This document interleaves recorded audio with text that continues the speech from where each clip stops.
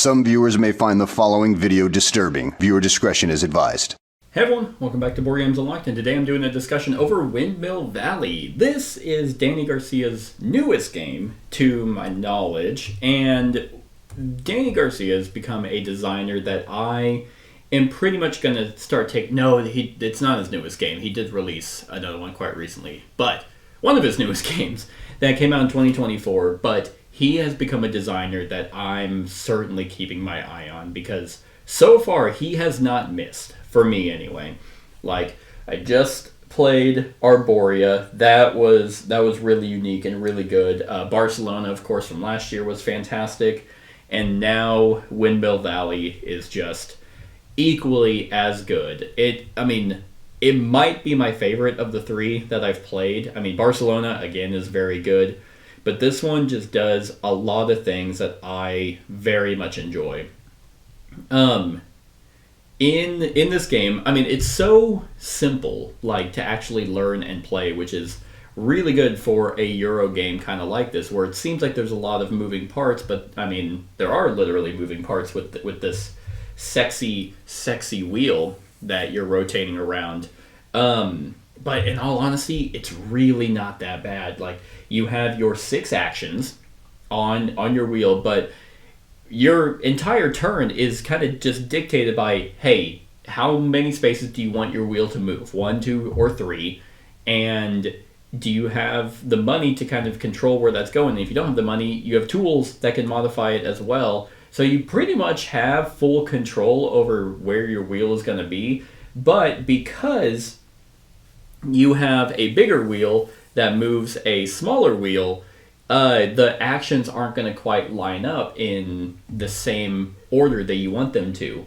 But I know that this has kind of like I was going to say Teotihuacan, that's not true, a Zulcan feel, I feel like, to some people because of the spinning gears. I have not played Zulcan. I own it, and I own the expansion too, and I just have not played it.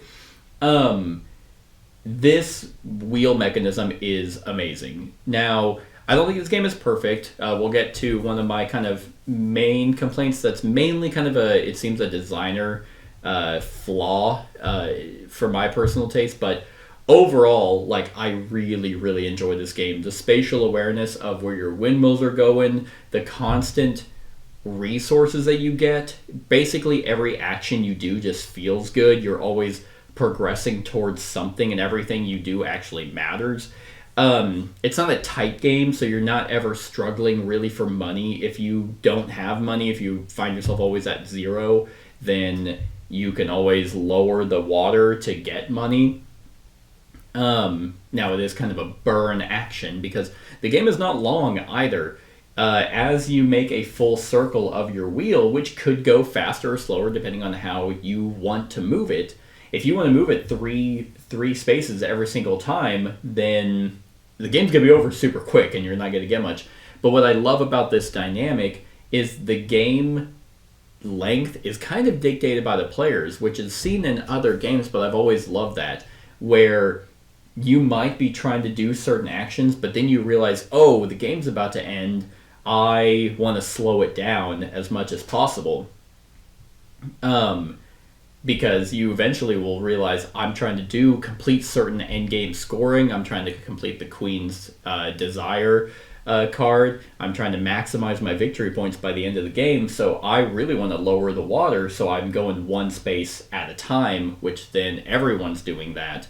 So that allows the game to kind of have an even pace until one person is trying to, like, maybe they might be mathing out what everyone is at, but if they're... It's kind of like the player who thinks they might win is going to be like, now I'm going to end it because I think if I let it go on too long, I'm not going to get enough victory points to win out this game. But the overall theme of it is just very charming, very delightful. This art cover is fantastic, but there's always something that you're able to do, whether it is plant your tulips and you have this nice organizational aspect of wanting to keep tulips, the same color tulips in the same row, but different tulips in different columns, trying to maximize victory points by placing windmills, because you have a score mechanism for each one that you plant. You have the kind of almost Orleans kind of spacing of where you're placing your windmills. But I think the windmill aspect is going to be a little bit more interesting with more people. The last game I just played was a 2-player game, and it was basically like, here's our section, here's my section, here's your section. But in a multiplayer game, you're going to have people who are going to be kind of banking off of where you're at because you've built that path for windmills, but then they're going to give you a few victory points for doing so. But by placing a windmill in a certain spot and spending money, which again is pretty easy to get, you get rewards for just adjacency. The helpers you get, this is something I also love. You can either take it as a helper to give you a special benefit, which kind of gives you a unique engine, or you can get them as a contract, which will get you victory points and potentially some ways to score those contracts during the game, which could be really crucial. Like one of these, for example, could be like, hey, for a full row of yellow, you get 10 points. Well, if you can position that in such a way that you can score that in the middle of the game and you have that completed, that's 10 points. And at the end of the game, it's going to be 10 points. If you are getting tulips that don't really work for your patches, you can go to the foreign market and sell them and get a combination of rewards that way. Or if you're kind of getting dicked over by people placing windmills in spots and you're not getting certain colored tulips, one, you can always go to the market. The market has it. It's super simple to just go and get them, and you're actually rewarded for having a diverse number of people there because that amplifies the market action. But you can also take tulips from the foreign trade if there are any there and just pull them off. So that's really cool. But really where this game sings is in its wheel mechanism, because not only does this move, and that's cool, you can actually get wheel enhancements, and there are common, unique, and rare enhancements that just allow you, because normally whenever you line these up, you can only do one of the two actions. So in this case, I could either take an enhancement or I can plant 3 tulips. But some of these enhancements, typically the rare and the uncommon, those are going to allow you to do both actions. And if you can line those up, again, it's not always going to be the same pairing, but at least in this case, if you took this one, for example, this would let you get any color tulip you want and do the other action, as long as you haven't done that action before. So if that matches up where it's paired up with the planting, that would be awesome because you could take the color you need and immediately plant it. I really, really like this wheel system. It doesn't have necessarily, it has a timing element of the overall game, but I like how you don't have to think so far in advance of being like, okay, in 6 rounds, this is going to be here. That's whenever I want to do this. You can look and see, okay, this is going to move 2 spaces. That's going to land on that action, which will land with that. Not really liking that. You know what? I'm actually going to pay 2 money to raise it up to 3, get 3 victory points for doing so, and move it 3 spaces so it'll line up with this action, and that's the one I want to do right now. I love the fact of how simple it is to learn and play, but yet has you involved the entire time. But for everything that you're doing, it doesn't overstay its welcome. What does it say on the box? 45 to 90 minutes? That's pretty accurate, honestly. And that's, 90 minutes with teaching the game, too. It's just so simple. But there is kind of a slight negative that I have on the game. And again, this happens kind of in Barcelona, kind of in Arborea, but I really noticed it here in that Danny's designs, we're on a first name basis, Danny and I go way back, they feel like you're always able to do everything. And it's weird because lately my taste in Euros is I don't want the heavy Euros, but I don't want Euros to basically feel like, oh, I'm playing this for the first time and I was able to do everything I wanted. That's not necessarily fun for me either. Now, you can't do everything that you want, but you can do a lot of it. Like if you want to dive into, you can do windmills, you can do a bunch of planting, you can always get money. I like there to be some type of decision making where when it's your turn, you kind of have to make hard decisions on which route do I want to go, which strategy do I want to make, and stick to that versus kind of being able to put your hand, everyone has their hand in the same cookie jar. Everyone can dive in and do a bunch of stuff. And especially in this one, I felt that, oh, I want to do this. Okay, it's very easy for me to do that. And the latest game that did that exact same thing was Unconscious Mind, where I felt that there was, oh, I have all my workers, I can do this, I can, wow, 200 points, that's the game, I saw everything. Here, again, it's not necessarily that I've seen everything, because there's a ton of helper, and there's an entire deck of helper and contracts. There's a ton of enhancements. There's unique foreign aid cards. Hell, even the starting game has these starting farm enhancements that give you a unique special ability, and then the one that's not chosen becomes the Queen's Desire, so that's going to be a different overall goal, public goal that everyone's going towards, which I love.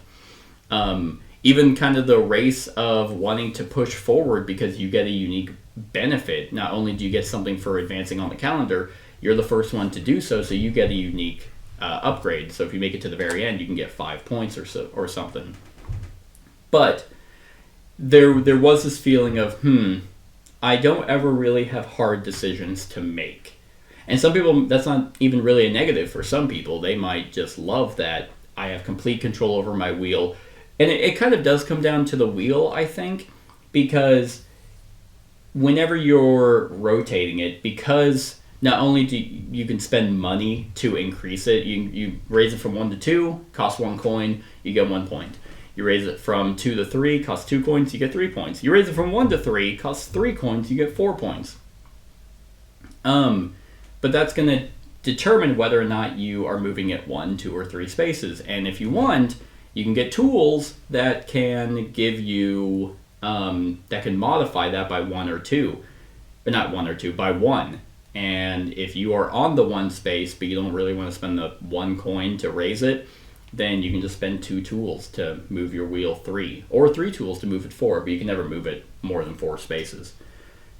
The decision making, of course, with that comes down to how quickly do you want the game to end? Do you think that moving it 4 spaces is going to benefit from ramping and moving your wheel past the red line so you move up on the calendar?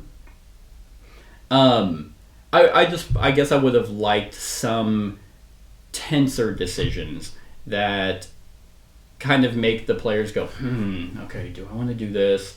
If I do that, then that's kind of going to let me, get the tulips that I need. Or, oh man, but if I do this, that's going to, there was never really that kind of feeling that I had. Not, again, it's really a minor complaint, because when you're playing this game, the decision making does come to the enhancements, where you're going to place them and how they're going to start lining up whenever you're rotating. On top of the fact of the way that you're going to get the color tulips that you need so you can get your rows of the same color, all that kind of is more apparent in a multiplayer game. It's because people are going to start taking spots that you want, so it becomes a little bit more difficult for you to get the tulips that you need, and then whenever you need to plant them, that's going to be your whole turn versus getting bonuses for going to the market and stuff like that. It is just, yeah, it's a little bit easier to kind of do the things that you want to do, which might sound just weird to a lot of people. They're like, wait, so you don't want to be able to do what you want to do? It's like, no, I do. I just want 2 options. I want to do both, but I can't do both. It's kind of where it comes down to. And here that's not really there. Not really a huge dock on the game. I still think it is fantastic. It blends a lot of other stuff I've seen in some Euros, but while still feeling like it's not taking from them. I'm not sitting here going, oh, that's completely ripped from that game, that's ripped from that game. It's just, oh, I've seen this kind of somewhere, but it's not quite the same. And I just ended up really, really liking this game. So, I mean, that's pretty much it. Like, there's not really much else. I know that there are some, I guess I'd say promos or maybe expansions. I haven't used them yet because they're actually still in the shrink, but this one looks like it actually changes the way the calendar looks, which that's fantastic. Gives some different rewards. And then this is just more enhancement tiles, more unique and rare enhancement tiles, which looks like they're a little bit more complex, but that's really neat too. Because I'm trying to think, Arborea has an expansion, had the Midnight Rivers expansion. Barcelona got a small expansion. I'm curious to know if Windmill Valley is going to get a small one. It seems like almost all of its games get small box expansions. Let's see, Windmill Valley. Let's see, new wheel enhancement, new calendar tile. Oh, blooming sales. There it is, right there. Right in my ass is there it is, 2025. Raising sales to raise sales to raise. Oh, okay. I was like, is that a typo? Raise sales, like ship sales, to raise sales, merchant sales, and expand your tulip business. Significantly changes how the conduct foreign trade action works. Players now sail with their ship between ports and may spend their tulip bulbs for various rewards. Moreover, the position of their ship determines the benefits they may gain when advancing on the calendar. Cool. Yep. And that probably, looks like a small... It feels like this would be kind of a small box expansion, which, honestly, I think that might be the route to go with his games. Like, you don't need anything massive for these. Like, these games are enhanced and really done super solid as the core game. But if you want a little bit more variety, then a small box expansion, probably similar to the one that the Barcelona Passi de Gracia is, I would imagine. And that would be cool. I think actually out of everything here, the foreign trade, while I like it, it's just somewhere to put your tulips to get, 2 rewards. Something extra for that. Out of all the actions here, that would probably be the one that is the easiest to expand upon. But his games are point salad-y-ish anyway. A lot of the stuff, everything you do gives you something, which is, again, very nice. I like the helper cards are super cool. I love Euros that give you a solid engine of, when I do this, like the build I was just going for was every time I planted windmills, I was getting like 4 points and money. I never had to want for money, and I was getting a bunch of stuff on the by placing the windmills, so I was kind of incentivized to do that. And I think that that's just really cool to be able to look at the helpers, and the fact that by gaining helpers, you actually get victory points for having more. You get 1 victory point, then 3, then 6 for just getting helpers, and that's really neat. So it is a fantastic game. Might be my favorite of his right now. I don't know what is his newest one that I'm now going to have to buy just because he's 3 for 3 on games of his that I've played. It is Daitoshi. That's the one. That is... Yeah, that's his newest one. So I'm going to have to give that a shot. But other than that, on a scale of 1 to 10, I think I'm going to give this... I think I'm going to give it an 8. I think this is a very, very good game. I could see 9. I think I will reserve that 9 to see what the expansion brings. Because, again, while I don't want heavy Euros, I also don't want super light Euros. I like some tense decision making every now and then. And maybe the expansion might bring this up to that coveted 9 spot. But other than that, like this game is staying in my collection, and God, it's just so pretty. This cover is amazing. It's so peaceful to look at. And what he also does that I absolutely love, and more games should do, is he always throws in some historical notes in his rule book that, for me, makes reading the rules a lot more fun. You get to break up the minutia of reading the rules, and with a nice, fun historical fact, which the historical fact for Windmill Valley is that you can't make a black tulip. Apparently, it's just never been done. The closest was, it was still a shade of purple. It probably looked black to the naked eye, but it was really just a super dark purple. What color is the dress is really what it came down to back in the 1800s or whatever it was. But I was like, huh, that is fascinating. I don't know shit about tulips. I wonder why. Wonder why you can't just keep breeding darker and darker purples to eventually get black. No idea. But that was the fun fact, and I enjoyed it. So, that's it, everyone. That's my thoughts on Windmill Valley. Let me know what you think of the game in the comments below. Other than that, like, comment, share, and subscribe, and have a wonderful whatever time of day it is for you. Hey everyone, thank you for watching, and I really hope that you enjoyed the video. If you would like to see more of my content, go ahead and click that subscribe button and the bell to be notified whenever I upload any new content. If you feel like supporting the channel, you can go ahead and click that Patreon link to be taken to my Patreon, and any help is truly appreciated. Other than that, stick around for any other run-throughs or reviews or cool top 10s or whatever I feel like putting on. Other than that, like, comment, share, and subscribe, and have a wonderful whatever time of day it is for you.